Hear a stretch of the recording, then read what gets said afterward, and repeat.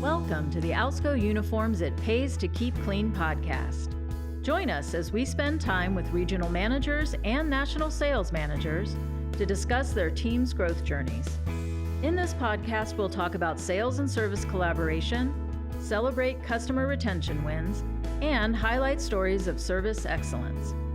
I'm your host, Dana Craig. Let's get started.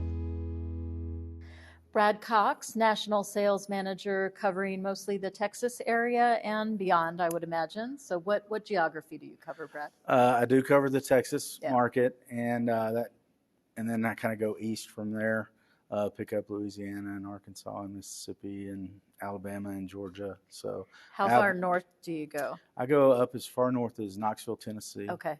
I used to cover that middle America with Chicago and Milwaukee, but we've shifted things around this year. So now I go to Atlanta, which is a new area for me this year. So. Oh, I didn't realize you had Atlanta. Yes. Okay. Just this year. Okay. Well, keeping you busy and getting you kind of out of your Texas roots anyway. That's right. Yeah. That's right. I assume that's a good thing for you. So tell us a little bit about how long you've been at Alco, kind of what your Alco journey has been until you got into this NSM position. Sure. In 2015, I was working for a company that Alco purchased. And so starting in 2015 was my exposure to Alco. And I was in a sales role with that previous company. And so it really transitioned, even though typically in acquisitions, the sales side of it is a little dicey usually. Right. But it worked out very well. And, at the time, the sales leadership, that was a big acquisition for our company. And so it was great to transition and, experience something beyond just the regional company that I was working for previously. Well, we were lucky to get you in that acquisition, so I'm you. glad you've stuck with us. That's great. So your role and your team obviously have grown quite a bit this year, I would imagine, or certainly over the last year. What has that growth journey been like just in terms of expansion for your group? Well, it's exciting because, again, we're kind of looking at, how can we make it work logistically to get into certain areas that maybe we don't have a whole lot of exposure right now. Or definitely not any penetration. And so we want to expand that way as well as within our, major metropolitan areas. I think there's a lot of growth in those areas. And of course, we try and look at things with different industry types. And I think facility service type business it's a very untapped market for everybody, but especially with our guys. And so I think there's a lot of products that we offer that really fit that space well, and we just need to pursue that a little more. And I think that's a nice growth journey.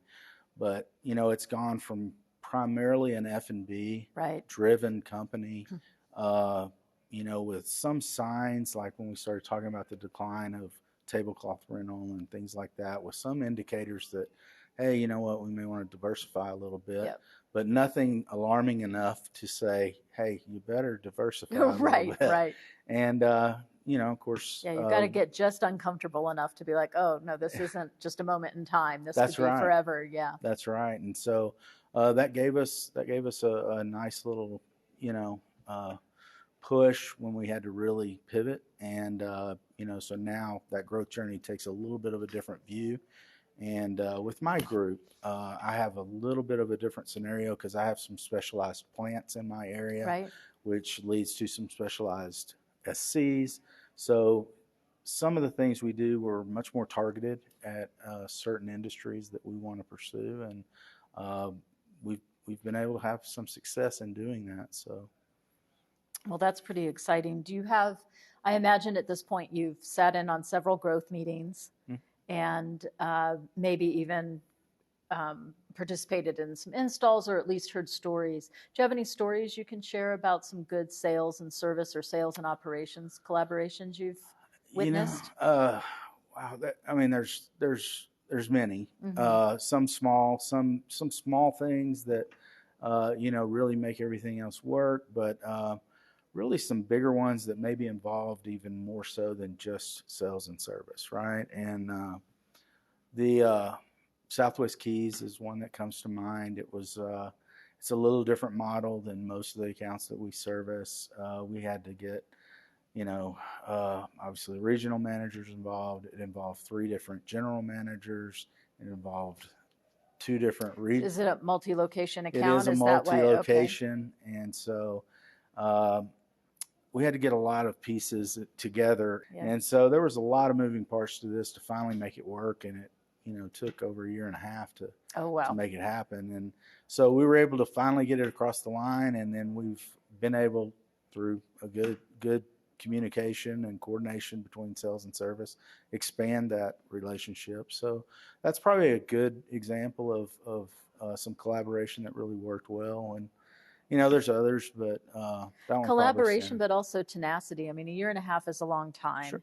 And again, as we maybe switch mindsets a little bit from an F&B sales cycle to some of these, healthcare, industrial that can be longer, or multi-location accounts, where you're dealing with a group can be longer, to have that, enough things in the pipeline that are short term, so you get the immediate dopamine hit, but also have, still have the tenacity to stick in there for the longer sales cycles. That's great. Yeah, and probably prior to our current focus, we probably wouldn't have even pursued that type Oh, really? of business. Okay. So. Was it an RFP kind of? Was it that yeah, fancy? It started with an RFP, Okay.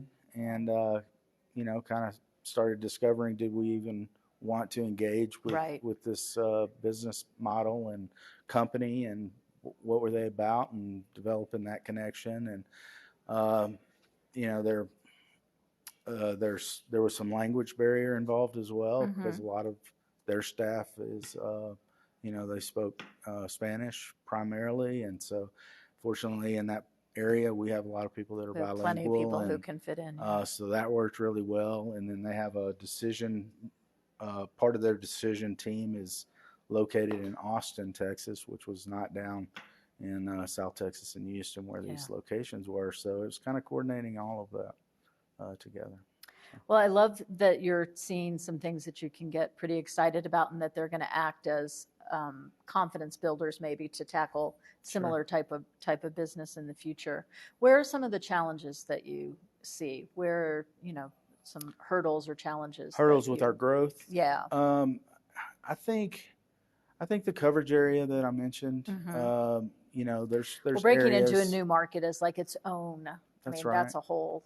That's right. It's a different. It takes a different mindset. It takes a different skill set. It takes some collaboration with marketing to help get that word out, and the right type of hires.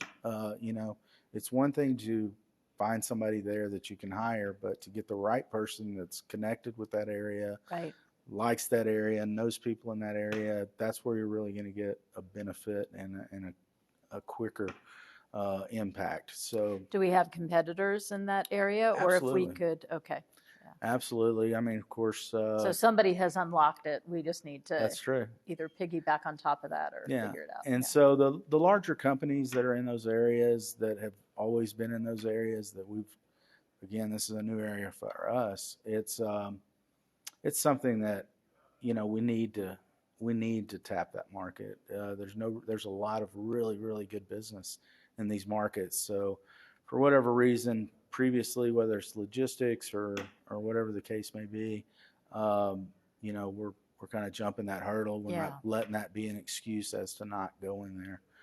So that's where a lot of our growth is going to come from. Great. Well, that'll be exciting to watch, I think. Yeah. So we're almost to August now. So we're coming in. The end of the year, as you know, is going to be here before we blink. Probably before we're even finished talking here. But what makes you kind of optimistic or excited about how we can tackle the back half of the year? Well, obviously, we're all excited about the new promotion. Sure. and the details behind that, and getting everybody excited, and giving us an opportunity to offer some things that we haven't in the past. Right. And to kind of jumpstart that a little bit. But we've really got some good accounts working, and we have been working on them, and just getting them to the finish line, which they're very close. So I expect to have some successes. And maybe being able to accelerate some of that through the summer sales promotion. Absolutely. The summer sales promotion can help push those across. Yeah. But and we're finally there's some large ones like Hershey Park and things like that we've known about, we've sold, but we're just now getting to see the benefits of it and get it. Right. We're running it now. We're getting, consistency in our service with them. And so, the branches that are participating are taking a piece of that business, are starting to see the benefits. And so as we continue with that and we're able to layer that revenue into our branches, then it just kind of compounds on each other. Absolutely. Yeah. So. No, it'll be exciting to watch.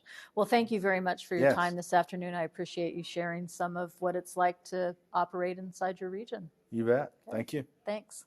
That's all for today's episode of the It Pays to Keep Clean podcast.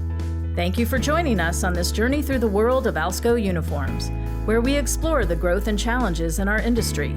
Tune in next time for more industry insights, growth strategies, and tales from the field. If you've enjoyed our time together, please leave us a rating and review on Spotify, Apple Podcasts, or wherever you listen to your podcasts. If you want to learn more about our services, visit us at alsco.com. From all of us here at the It Pays to Keep Clean podcast at Alco Uniforms, thank you for listening. Stay safe, stay clean, and we'll see you in the next episode.